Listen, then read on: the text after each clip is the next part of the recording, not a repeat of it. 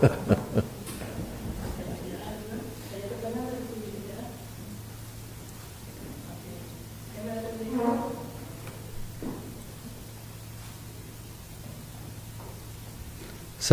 warahmatullahi wabarakatuh. Salam sejahtera. Ada suatu isu yang panas terutama di Sabah begitu lama, yang terkait dengan siasatan kemalangan udara pesawat Sabah Air model JAF N22B Nomad pada 6 Jun 1976 yang mengakibatkan kehilangan nyawa pemimpin-pemimpin utama Sabah. Dan isu ini seperti mana kita tahu telah menimbulkan banyak persoalan dan keresahan kerana setelah 47 tahun tuntutan daripada rakyat Sabah Island itu mengetahui apa hasil daripada pasukan penyiasat kemalangan tersebut. Selama ini kerajaan tidak memutuskan untuk menghebahkan, menzahirkan atau diturun taraf, declassify di bawah Seksyen 2C Akta Rahsia Rasmi 1972, Akta 88. Pada hari ini Jemaah Menteri mengambil kira pandangan yang dikemukakan oleh rakyat Sabah selama bertahun-tahun dan juga tuntutan yang dibuat oleh keluarga waris yang menginginkan maklumat terperinci, dan ianya selari atau tuntas dengan dasar keterbukaan dan transparansi yang diamalkan oleh kerajaan perpaduan. Oleh demikian, kita memutuskan bahawa laporan itu, laporan akhir siasatan kemalangan udara pesawat Sabah Air 6 Jun 1976 akan diturun taraf menjadi declassify. Ya, semua maklumat itu akan kemudian diperkenalkan, dihebahkan melalui kenyataan rasmi kerajaan dan juga Kementerian Pengangkutan.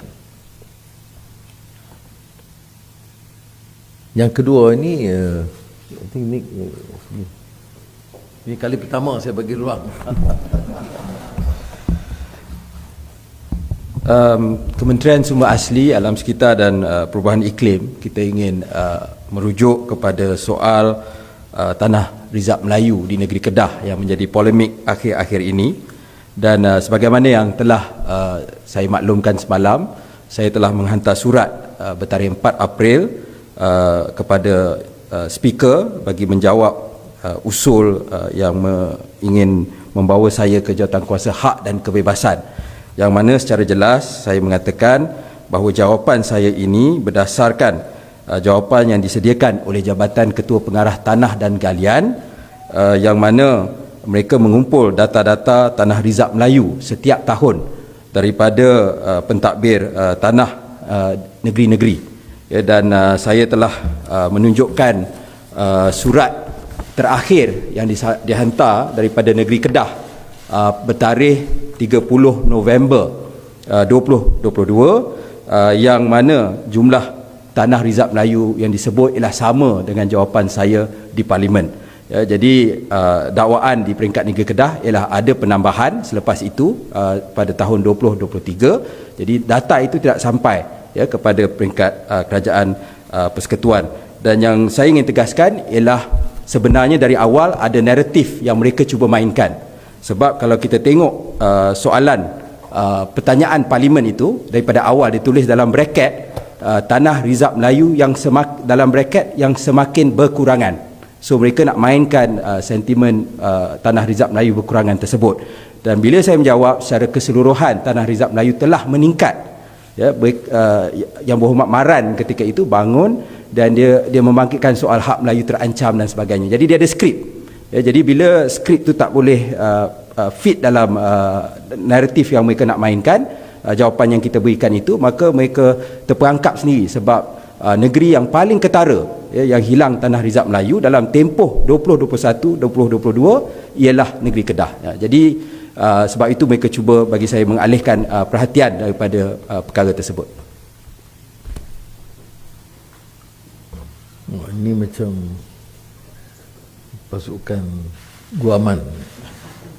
Baik, yang penting diputuskan oleh Jemaah Menteri ialah tindakan susulan daripada keputusan syarikat-syarikat besar, syarikat agregasi Cina yang bersetuju untuk melabur.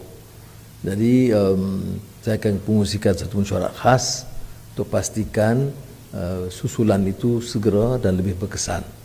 Dan bila dia melibatkan kerajaan negeri, saya rasa perlu, jika keadaan itu mendesak, untuk saya sendiri bersama rakan-rakan menteri turun untuk bincang dengan kerajaan negeri yang berkaitan, terutama kerajaan negeri yang menerima sumbangan pelaburan yang besar daripada negara China.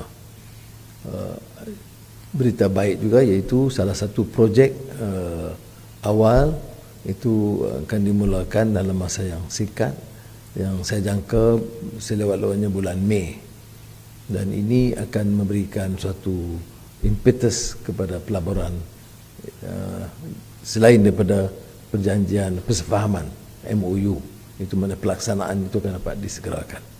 Jadi sebab itu saya juga merayu supaya kerajaan negeri yang berkaitan dan malih-malih perbandaran harus memastikan proses itu dipercepatkan supaya jangan jadi masalah kepada syarikat-syarikat. Peraturan harus ditentukan, dipatuhi sepenuhnya, dan semua kajian-kajian daripada jabatan harus selesai, tetapi janganlah mengambil masa yang terlalu panjang kerana dalam keadaan sekarang kita perlu memacu pelaburan yang lebih rancak. Baik, terima kasih.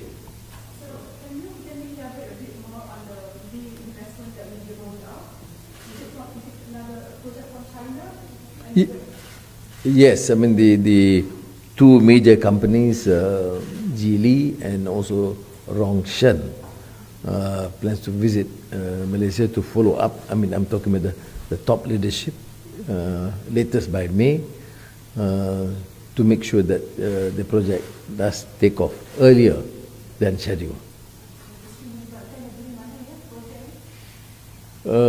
Kalau spesifik Geely ini Pahang dan Perak, Tanjung Malim. Kalau Rongshan ini Johor dan Pengerang dan Terengganu. Baik. Baik.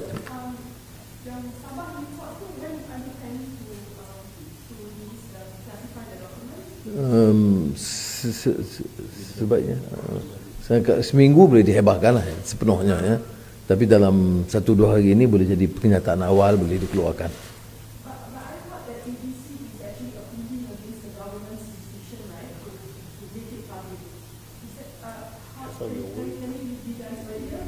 No, yeah, the agency gives its view because matter of precedent, matter of legal complication, which is right. Their duty is to advise members of cabinet to be fully aware of the implications.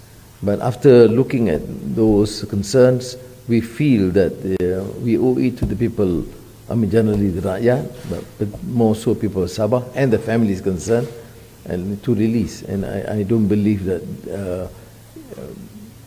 findings such as this, which affect of concern to the families and the state and the general public, should be kept as an official secrets act. I mean, next week will be the full publications, the ministry, but I think in the next few days we can release. Alright? Terima kasih banyak. Okay. Oh, ini sabar.